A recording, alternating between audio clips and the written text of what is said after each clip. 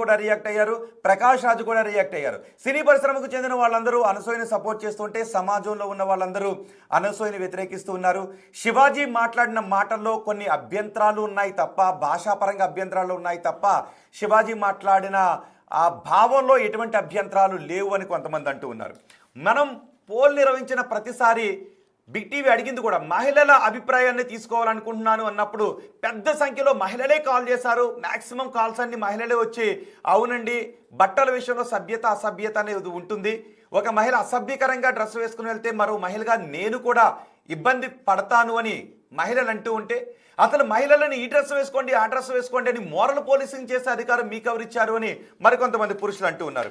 So ఈ రోజు కూడా మనం ఇదే అంశంపై మాట్లాడుకోబోతున్నాం. నిజంగానే ఇది పురుష అహంకార ధోరణికి కొంతమంది మహిళలు సపోర్ట్ చేస్తూ ఉన్నారా, లేదు నిజంగానే సమాజంలో ఉన్నటువంటి మహిళలు బట్టల విషయంలో ఈ కాలం అమ్మాయిలు లేదంటే కొంతమంది హీరోయిన్లు కొంతమంది బరి తెగించినట్టుగా తిరుగుతూ ఉన్నారా, ఇది మహిళల అభిప్రాయమేనా? ఇదే విషయం గురించి మనం మాట్లాడుకోబోతున్నాం. ఈ అంశంపై మాట్లాడటానికి సామాజికవేత్త కృష్ణకుమార్ గారు మనకు అందుబాటులో ఉన్నారు. అలాగే న్యాయవాది ఆజాద్ కూడా మనకి అందుబాటులో ఉన్నారు. అలాగే మరి కొద్దిసేపట్లో నేను పబ్లిక్ కాల్స్ కూడా తీసుకుంటాను. సమాజం నుంచి ఈరోజు కూడా నేను కాల్స్ తీసుకుంటాను. సమాజ అభిప్రాయాన్ని తెలుసుకునే ప్రయత్నం చేస్తాను. కృష్ణకుమార్ గారు నమస్తే, ఆజాద్ గారు నమస్తే. కృష్ణకుమార్ గారు నేను మీ దగ్గర నుంచి మొదలు పెడతాను. కృష్ణకుమార్ గారు ఎలా చూడాలి? 4-5 రోజుల నుంచి ఇదే అంశం గురించి సమాజంలో చర్చ జరుగుతుంది. నిజానికి ఇంతకుముందు నేను అన్నట్టే గతంలో ఇలాంటి మాటలు వచ్చినప్పుడు సామాజికవేత్తలు సమాజంలో ఉన్న మహిళలందరూ వచ్చి అమ్మాయిల డ్రెస్సుల గురించి మీకెందుకు, మీరు నోరు మూసుకొని పొండేరు అనేవారు. కానీ ఇప్పుడు సమాజంలో ఉన్నటువంటి ఎక్కువ మంది మహిళలు నిజమే బట్టల విషయంలో కొంత మితిమీరిన ప్రవర్తన కనబడుతోంది. అది హీరోయిన్స్లో కావచ్చు, సోషల్ మీడియా ఇన్ఫ్లుయెన్సర్లో కావచ్చు. దీన్ని ఎక్కడో చోట ఆపాలి అని మహిళలు అంటూ ఉంటే, కొంతమంది పురుషులు లేదు లేదు మహిళల్ని బట్టలు విప్పుకుని తిరగనివ్వండి, కొంతమంది నిన్న నాన్ వెజ్ కూడా వచ్చారు, అమ్మాయిలు మీకు విప్పుకుని తిరగాలంటే తిరగండి అన్నాడు. నాగబాబు కూడా ఏమన్నారంటే బట్టల విషయంలో మీకు పూర్తి స్వేచ్ఛ ఉంది, మీరు ఎలాగైనా సరే తిరగండి అని అన్నారు. పురుషుల నుంచి అటువైపు సపోర్ట్ వస్తుంది, మహిళ నుంచి ఇటువైపు సపోర్ట్ వస్తుంది. ఒక సామాజిక వేత్తగా, ఒక మహిళగా మీరు ఎలా చూస్తారు ఈ ఇష్యూని? చాలా దురదృష్టకరమైన పరిస్థితి ఉందండి వాళ్ళ మీడియాలో. అదేంటంటే చాలా కన్వీనియంట్ గా, చాలా ఇంటెలెక్చువల్ కాదు, ఇంటెలిజెంట్ గా డిస్కషన్ మొత్తాన్ని అనసూయకిన్ను ఈ శివాజీ వ్యాఖ్యలకి ముడిపెట్టారు. అసలు మాలాంటి వాళ్ళు మాట్లాడిన మాటలను ఖాతరు చేయట్లా. మేమేం మాట్లాడుతున్నాం? సమాజంలో ఎంతమంది ఇలాగ బట్టలు వేసుకుంటున్న అమ్మాయిలు ఉంటున్నారు. ఇప్పుడు ఈ డిస్కషన్ ఎక్కడి దాకా తీసుకెళ్లారంటే గుడికి అనసూయ బికిని వేసుకెళ్తానంటోంది అనేదాకా తీసుకొచ్చేశారు. అసలు ఇప్పుడు ఈ దేశంలో ఉన్నది అనసూయ ఒక్కటేనా మహిళ? అనసూయ ఒక్కటేనా ఎక్స్పోజింగ్ చేస్తోంది? అంటే అందరినీ చేయమని కాదు నా ఉద్దేశం. ఇప్పుడు అనసూయ మాటలనే ఎందుకు మీరు ప్రామాణికంగా తీసుకుంటున్నారు? అసలు ఇక్కడ శివాజీ మాట్లాడవలసిన మాటలేంటి? అబ్బాయిలు ఇలా అమ్మాయిలు ఎక్కడన్నా మీకు కనిపిస్తే వాళ్ళు బట్టలు వేసుకున్నారా వేసుకోలేదా, ఎలాంటి బట్టలు వేసుకున్నారు అని చూసుకుని మీరు చేతులు వేయడము, చొంగగార్చుకుని వాళ్ళ వెంట తిరగటము అనేది అది కరెక్ట్ కాదు అని చెప్పలేదు అని చెప్పి మాలాంటి వాళ్ళని మాట్లాడుతున్నాం. ఈ మాటకి ఎవరు చెప్తారు సమాధానం? ఇప్పుడు అనసూయని కాసేపు పక్కన పెట్టేసేయండి. ఇప్పుడు నిధి అగర్వాల్ అక్కడికి వచ్చిందండి.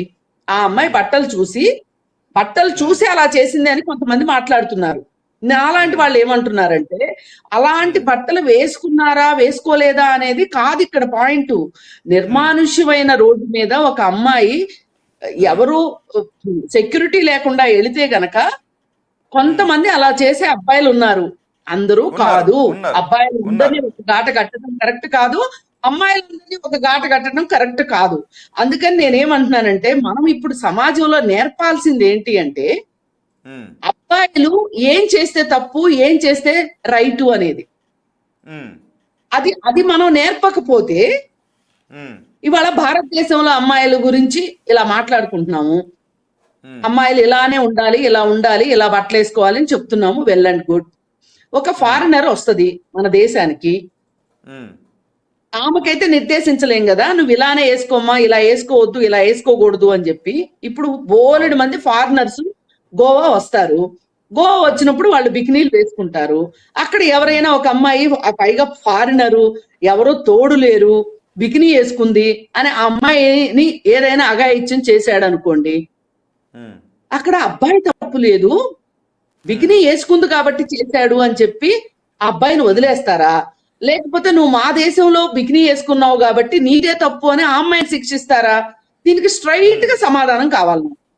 ఇప్పుడు మనం అంటే చేయాల్సింది అవునవును, మీరు ఏంటంటే, అన్నట్టు డ్రెస్ వేసుకుంది కదా అని నా ఇష్టం వచ్చినట్టుగా చేస్తాను అని అంటే జైలుకే పోతారు. నిన్న ఇదే విషయం గురించి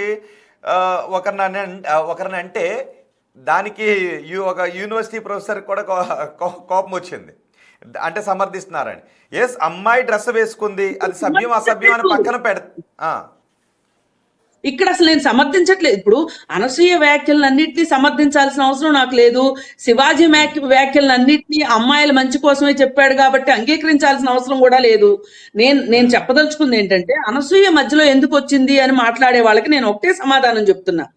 అసలు శివాజీ ఎందుకు వచ్చాడు ఈ విషయంలోకి? ఎందుకు మాట్లాడాడు? శివాజీ ఎందుకు మాట్లాడాడు అంటే శివాజీ ఏం చెప్తాడు సమాధానం? ఈ ఎవరికి హక్కు లేదు అంటే, ఇప్పుడు అబ్బాయిలు చేసే అరాచకాలకి కొంతమంది, నేను ప్రతిసారి ఇన్వర్టెడ్ కామర్స్ లో పెట్టాల్సి వస్తుంది, ఎందుకంటే మా మగ జాతిని అనేస్తారా అని శేఖర్ భాష లాంటి వాళ్ళు ఎక్కడొచ్చేస్తారో మగ యాక్టివిస్టులని నా భయం. అందుకని చెప్పి నేను చాలా జాగ్రత్తగా మాట్లాడుతున్నా ఈ మధ్య. అందుకని చాలా జాగ్రత్తగా మాట్లాడుతున్నా. అందుకని నేను అనేది ఏంటంటే, ఇక్కడ ఒకటే అండి మనం తేల్చుకోవాల్సింది, ఎక్కడో ఎక్స్ట్రీమ్ కేసులను పట్టుకొని నార్మలైజ్ చెయ్యొద్దు, దాన్ని రెగ్యులరైజ్ చెయ్యొద్దు. అనసూయ ఫోటోలు, ప్రైవేట్ ఫోటోలు సోషల్ మీడియాలో పెట్టినప్పుడు దానిపైన ఎవరైనా కోర్టుకు వెళ్తే, సోషల్ మీడియాలో పెట్టిన దాని గురించి కోర్టు ఏం చెప్తుందో చూద్దాం. ఎవరైనా వెళ్ళండి, అట్లాంటి మంచి ప్రయత్నం చేయొచ్చు కదా. ఏమీ చేయకోకుండా ఇట్లా సోషల్ మీడియా వార్ చేసుకోవడము, లేకపోతే వక్రీకరించి మాట్లాడటం, ఇవన్నీ కరెక్ట్ కాదు. ఇప్పుడు నేను మీకు ఒక ఎగ్జాంపుల్ చెప్తా. ఒకప్పుడు సమంత నాగ చైతన్య విడాకులైన సందర్భంగా సమంతని చాలా భయంకరంగా మొత్తం మీడియా అంతా ఒకవైపు అయిపోయి మాట్లాడుతున్న సందర్భంలో సమంత విషయంలో నేను సపోర్టివ్ గా మాట్లాడా. ఫస్ట్ టైం మాట్లాడితే కొంత మీడియాలో సపోర్ట్ వచ్చింది. ఎందుకంటే ఆమెకి విడాకులు తీసుకోవాలా వద్దా అనే హక్కు ఆమెకుంది. మనం ఎవరు చెప్పటానికి? అక్కినేని లాంటి కుటుంబం వస్తే నువ్వు కాలు దనుకుంటావా? నీకు బుద్ధి ఉందా, జ్ఞానం ఉందా? కృష్ణకుమార్ గారు వినండి, నన్ను కంప్లీట్ చేయనివ్వండి. ఇలా మాట్లాడితే అసలు మీరెవరమ్మా చెప్పటానికి? ఆమెకి ఒక పెళ్లిలో నుంచి, బంధంలో నుంచి బయటికి రావటానికి మగవాళ్ళకి ఎంత హక్కు ఉంటుందో ఆడవాళ్ళకి అంతే హక్కు ఉంటుంది. ఆడవాళ్ళకి ఎంత హక్కు ఉంటుందో మగవాళ్ళకి అంతే హక్కు ఉంటుంది.